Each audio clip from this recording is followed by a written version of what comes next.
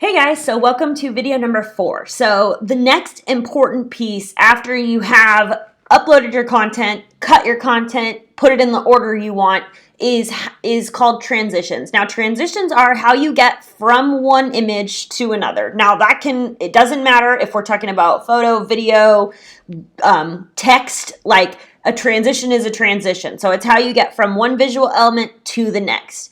Now for iMovie, it's pretty easy. They have their own transition kind of section here. And unfortunately, it's kind of a limited selection in my opinion. However, I will say that you can do a lot with the selection you are given. For instance, my favorite here is the cross dissolve. And as you can see, here is a sample of going from one picture to the other. So they're very clear about, they're very helpful here in showing you exactly what the transition is going to look like, because I will also say that it won't be until you export the movie sometimes in order to truly see how the transition sets. And sometimes that's a little laggy in the software, but all in all, you can get a pretty good idea before you export. However, to get a final look at what it truly looks like, you'll have to export it. Now, no matter which one of these transitions you want to use, all you're going to do is drag and drop it down here.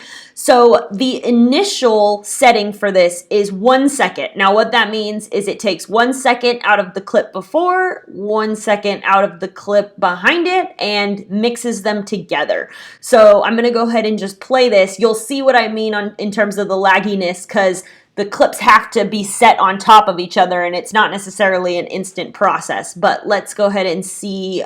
This is obviously going to be 1 second, and these aren't very long clips, so you'll see how much of an overlap they actually have. See, and that's a lag.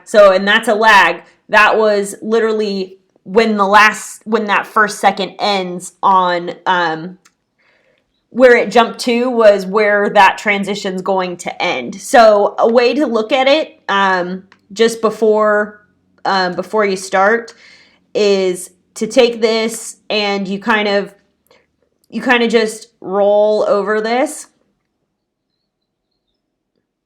and it will. So you take your cursor. You're not clicking down or anything. You're just hovering.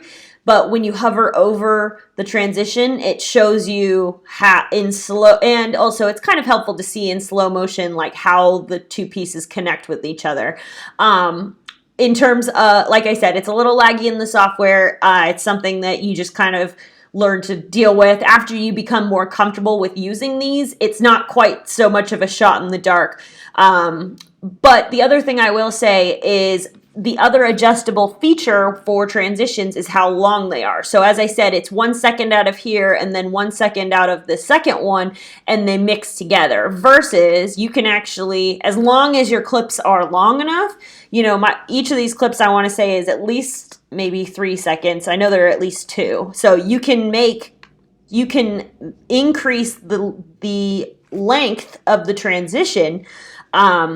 So you'll notice that, because the transition is going to start way earlier, and then it's 2 whole seconds of transition over. And you'll see there are, after you experiment with this a bit, you'll see which clips mix together quickly and which clips mix together need more time mixing together. I would say the reason that they have this as an option is more for like a slideshow versus like a video. So if you have a slideshow and you're going from picture to picture to picture, if a picture's up there for 4 seconds, that 4 seconds may not seem like a long time by me just saying it out loud, but in terms of like looking at something, like you'd be surprised how long 4 seconds actually is in the grand scheme of your movie. And so I would say that, depending on the efficiency you're trying to maintain within your movie, because you really don't want to lose your audience's attention, that's going to be what differentiates how long or basically how quick or how quick or how slow of a transition you want to use. But this whole process is about trying things out. So I would recommend trying both. seeing the difference for yourself. And then, not only realizing what you like to look at, because obviously the very first step of this is being something that you enjoy watching. But the second step being, after you experiment with it a bit, then you can play around with, your very own footage and mess around with how transitions are very fun.